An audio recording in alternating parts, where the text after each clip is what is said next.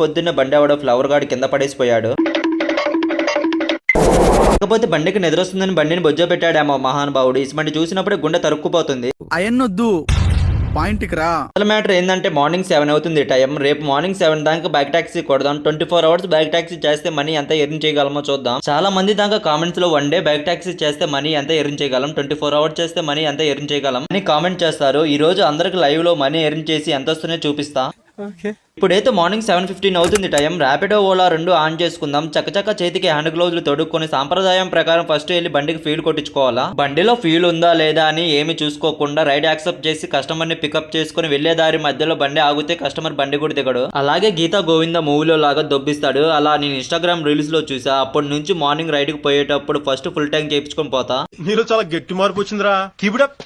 హైదరాబాద్ లో bike taxi 24 hours work చేస్తే money ఎంత వస్తాయని ఫుల్ వీడియో చేసి యూట్యూబ్ లో అప్లోడ్ చేశా. ఎవరికైనా ఇంట్రెస్ట్ ఉంటే వెళ్ళి చూడండి మామ.